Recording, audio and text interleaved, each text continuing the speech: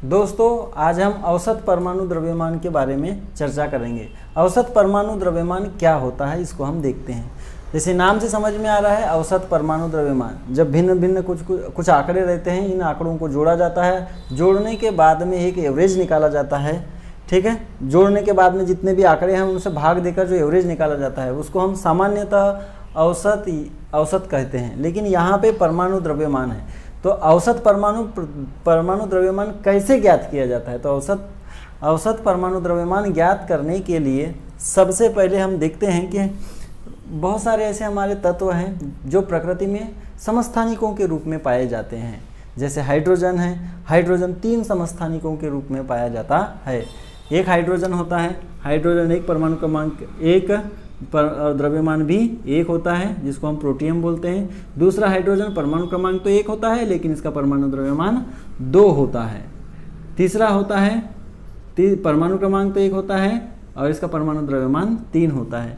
इसको हम बोलते हैं प्रोटियम। इसको हम बोलते हैं ड्यूटेरियम। इसको डी से भी प्रदर्शित किया जाता है, इसको 1 2 ऐसा भी लिखा जाता है।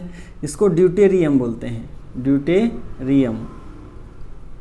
ड्यूटेरियम। इसके बाद में आता है तीसरा समस्थानिक, जिसको हम बोलते हैं, इसको हम ट्राइटियम या ट्रिटियम के नाम से भी जानते हैं। ये इस तरह से इसको प्रदर्शित किया जाता है, ट्राइटियम या ट्रिटियम के नाम से जाना जाता है। 3 समस्थानिक होते हैं और प्रकृति में इन सभी की उपलब्धता अलग अलग या भिन्न भिन्न होती है। तो औसत परमाणु द्रव्यमान ज्ञात करने के लिए क्या किया जाता है?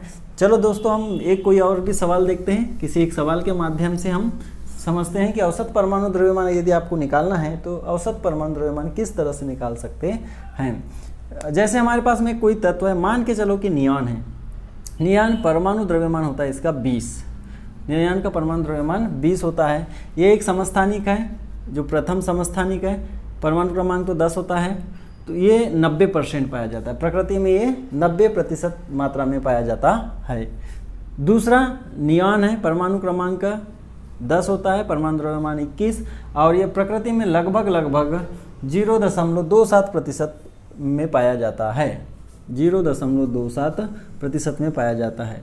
उसके बाद में तीसरा समस्थानिक है, जिसका परमाणु क्रमांक 10 लेकिन परमाणु द्रव्यमान जो है 22 होता है। ये प्रकृति में अगर देखा जाए तो प्रकृति में लगभग 9% के लगभग पाया जाता है। 9% के लगभग पाया जाता है। 9.7% के लगभग। यहाँ पे 27 आ गया, 0.273, तो ये 70 के लगभग। तो ये हो गया। टोटल प्रतिशत 100% होना चाहिए लगभग। तो ये 90 हो गया, ये 9 हो गया, 99, और ये 70 हो गया, और ये जोड़ेंगे तो लगभग 100% के अप्रॉक्स हो जाता है। तो ये उपलब्धता है दोस्तों प्रकृति में। अब इसको हम सॉल्व करके किस तरह से इसका हम औसत परमाणु द्रव्यमान ज्ञात करते हैं, तो हम लिख सकते हैं औसत परमाणु द्रव्यमान बराबर, सबसे पहला वाला लिखो समस्थानिक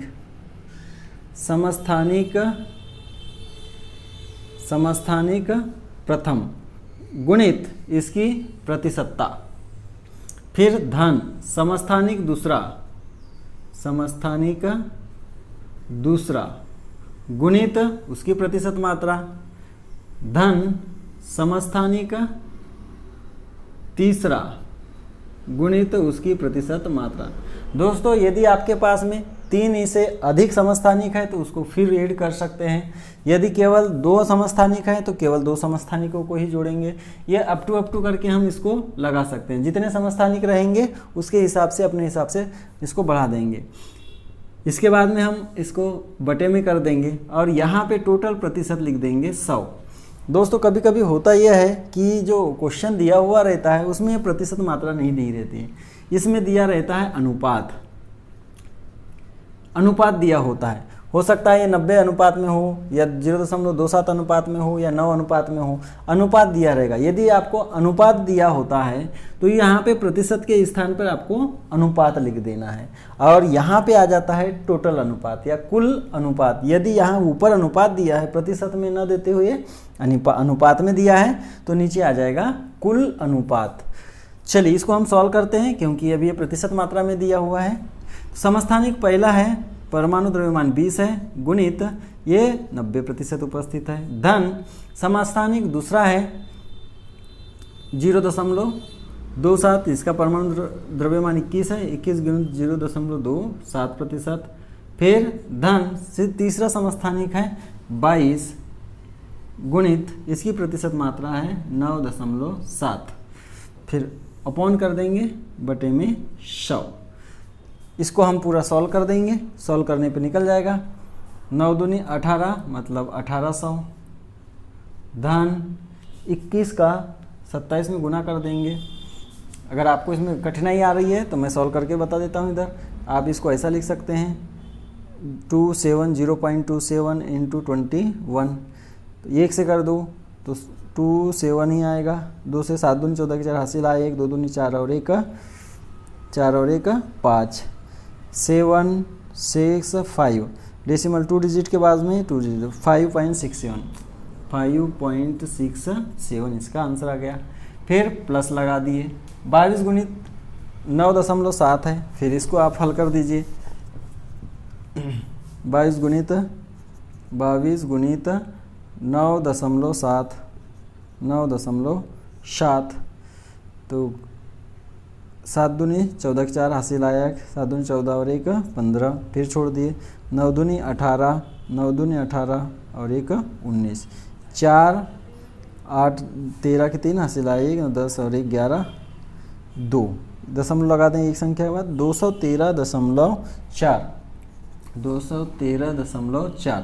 दोस्तों आप सभी को जोड़ देंगे, और जोड़ने के बाद में देखते हैं कितना आंसर आ रहा है। और इसके अपॉन में 100 है, ये 100 चल रहा है, इस सभी को ऐड कर देंगे, ये है 1800।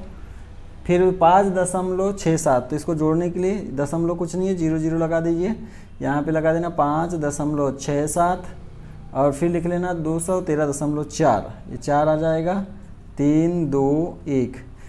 जोड़ने का तरीका ध्यान रखिए दोस्तों, इस तरह से कई बार जो है बच्चे जोड़ नहीं पाते हैं, समस्या आती है। तो जोड़ने या घटाने में दशमलव के नीचे दशमलव होना चाहिए। और यहाँ पे हम जोड़ देंगे इसको 7, 6 4 10 की 1 हासिल का 1 आ जाएगा, 5 4 9 हो जाएगा, दशमलव लग जाएगा, यहाँ पे 2 की 2 हो जाएगा, 8 और 1 9 हो जाएगा और 1, और इस तरह से निकल जाएगा ये 1929.17। 100 से भाग देने का तरीका क्या है दोस्तों? 100 से भाग देना है तो ये 0.2 स्थान पहले लग जाएगा, तो इसका आंसर आ जाएगा 19.29। इस तरह से 19.29 आ गया। इस तरह से हम परमाणु द्रव्यमान को ज्ञात कर सकते हैं, औसत परमाणु द्रव्यमान। तो ये जो निहान हो गए, ये नियान का औसत परमाणु द्रव्यमान है, जो निकाले हैं ये नियान का औसत परमाणु द्रव्यमान है। दोस्तों यहाँ पे मैं निकालने का आपको तरीका बताया हूँ, ठीक है। इनकी प्रतिशत मात्रा या इनकी उपलब्धता भिन्न भिन्न हो सकती है, प्रकृति में अलग अलग मात्रा में पाए जा सकते हैं। यदि इस मात्रा में पाए जाते हैं तो इसका आंसर ये आएगा। यदि यहाँ पे इसके प्रतिशत मात्रा को अगर चेंज कर दिया जाए तो औसत परमाणु द्रव्यमान का मान भी चेंज हो जाता है। धन्यवाद। यदि आपको वीडियो पसंद आ रहा है तो लाइक एवं सब्सक्राइब करें।